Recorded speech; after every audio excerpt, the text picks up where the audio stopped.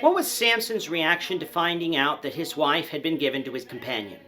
This is the question that we seek to answer today as we continue our verse-by-verse study of the book of Judges on Walking Through the Bible.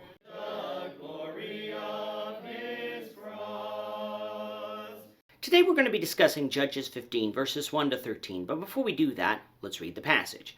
If you have a Bible with you, you can turn to Judges 15, verse 1, but if you don't have a Bible, don't worry, just follow along with us on the screen. The version that we'll be reading from is the New King James Version. So Judges chapter 15, beginning at verse 1. After a while, in the time of the wheat harvest, it happened that Samson visited his wife with a young goat, and he said, "Let me go into my wife, into her room." But her father would not permit her to go in. Her father said, "I really thought that you thoroughly hated her. Therefore I gave her to your companion. Is not her younger sister better than she? Please take her instead." And Samson said to them, "This time I shall be blameless regarding the Philistines if I harm them." Then Samson went and caught 300 foxes, and he took torches, turned the fox's tail to tail, and put a torch between each pair of tails. When he had set the torches on fire, he let the foxes go into the standing grain of the Philistines, and burned up both the shocks and the standing grain, as well as the vineyards and the olive groves. Then the Philistines said, "Who has done this?" And they answered, "Samson, the son-in-law of the Timnite, because he has given his wife and given her to his companion." So the Philistines came up and burned her and her father with fire. Samson said to them, "Since you would do a thing like this, I will surely take revenge on you, and after that I will cease." So he attacked them hip and thigh with a great slaughter. Then he went down and dwelt in the cleft of the rock of Etam. Now the Philistines went up and camped in Judah and deployed themselves against Lehi. And the men of Judah said, "Why have you come up against us?" So they answered, "We have come up to arrest Samson, to do to him as he has done to us." Then 3,000 men of Judah went down to the cleft of the rock of Etam and said to Samson, "Do you not know that the Philistines rule over us? What is this that you have done to us?" And he said to them, "As they did to me, so I have done to them." But they said to him, "We have come down to arrest you, that we may deliver you into the hand of the Philistines." Then Samson said to them, "Swear to me that you will not kill me yourselves." So they spoke to him, saying, "No, but we will tie you securely and deliver you into their hand, but we will surely not kill you." And they bound him with 2 new ropes and brought him up from the rock. In the last chapter, we saw the marriage of Samson. We noted that although the law of Moses prohibited marriages between Israelites and the people of the land in Canaan, God allowed this marriage, for it was going to serve his purpose in executing judgment upon the Philistines for their sins. And since God is the lawgiver and the one who defines what sin is and what it is not, God had every right to allow Samson to engage in this marriage. This, however, didn't mean that everything that happened to Samson because of this marriage went well for him. For as we saw in the last chapter, and we'll see in this one, it won't. But that's not God's fault. It was Samson's. We'll discuss that further in the next lesson when we conclude this chapter. At the end of chapter 14, we saw Samson return home from his own wedding without his bride. He did so because he was angry with her for divulging the answer to his riddle to the men of the Philistines, meaning that he had to provide the 30 men with 30 linen garments and 30 changes of clothing.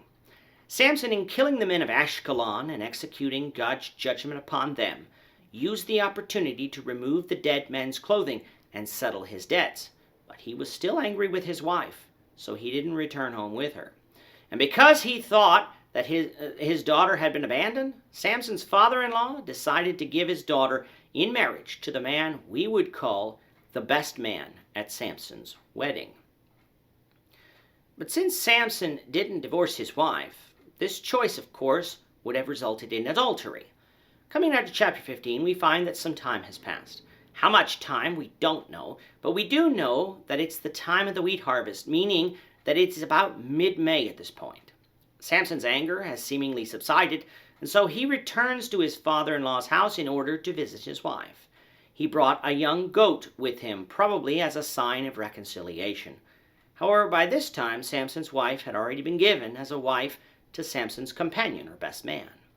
Now by this we don't know if that meant that the marriage had been completed according to the custom, or rather simply that they were still in the betrothal period. But regardless, betrothal is still marriage under the customs of the time, and so her father refused, stating that he thought Samson had abandoned his daughter.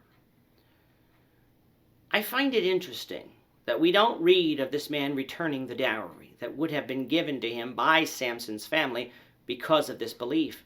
But the fact remains that desertion is the reason that Samson's father-in-law gave for his actions. However, this man seemingly still wanted to make things right, so he offered Samson his younger daughter instead stating, "Isn't she better than the older one?" Now to Samson's ears and to ours, this didn't sit well. Daughters are not to be treated this way, even at a time where fathers had more control over their daughters' lives than they do today. Samson had married the older daughter, and a mere trade wasn't going to rectify the situation. Samson promised that the father-in-law's actions, which were wrong since no effort seems to have been made to learn the truth of Samson's earlier actions, would be punished, and that Samson would be blameless in what was to come. And so what Samson did, likely with the aid of others, was that he caught 300 foxes, which actually would have been jackals, tied them together in pairs using their tails, and then attached a burning torch between the tails, which the animals would then drag behind them as they tried to run away in fear. When he let these animals go into a field, most likely at night, the result is that they burned down the standing grain along with the adjacent vineyards and olive groves. What Samson did here was ruthless, and again, seemingly was unjustified. But like at the end of the last chapter, Samson was again killing two birds with one stone. God was punishing the Philistines for the sin that they had been committing, using Samson as his judge. And Samson was punishing the Philistines for what they had done to him, not only at his own wedding, but in the events that followed.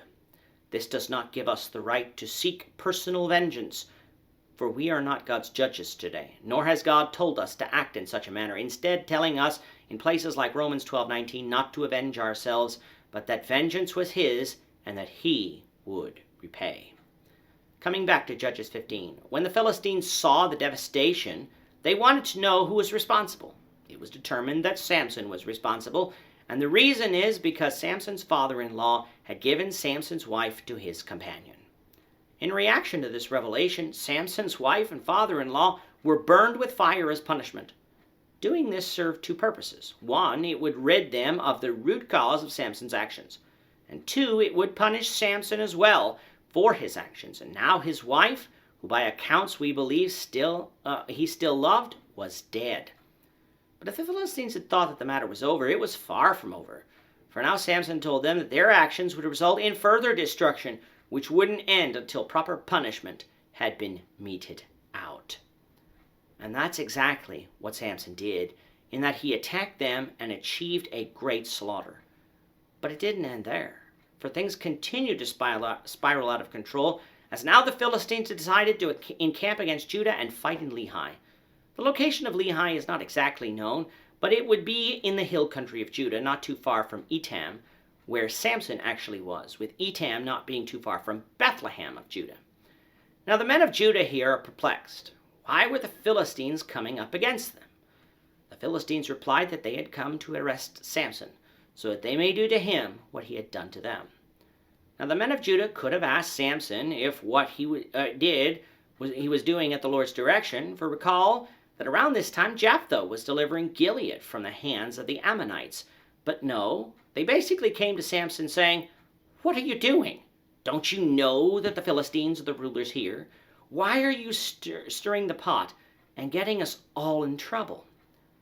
And for his part, Samson could have replied that what he was doing was in fact delivering Israel from the hands of the Philistines, but he didn't do that either, saying that he was doing to them as they had done to him. So the men of Judah, wanting to avoid a war, told Samson that they'd come to arrest him and would hand him over to the Philistines.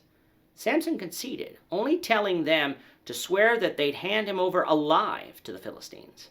The men of Judah so swore, but they told him that they would, however, tie him up securely with new ropes so as to ensure that he would be handed over to the Philistines. Why would Samson allow himself to be handed over to his enemies? We'll find out the answer to that, the Lord willing, in the next lesson. With that, our time is up for today. The Lord willing, we hope you'll join us for tomorrow's discussion of Judges chapter 15, verses 14 to 20, as we continue our walk through the Bible, one verse at a time. Thank you for watching today's episode. We hope that you found it edifying and ask that you not only subscribe to our channel and podcast, but that you like and share this episode among your friends, so that the saving gospel of Jesus Christ can go out to the whole world.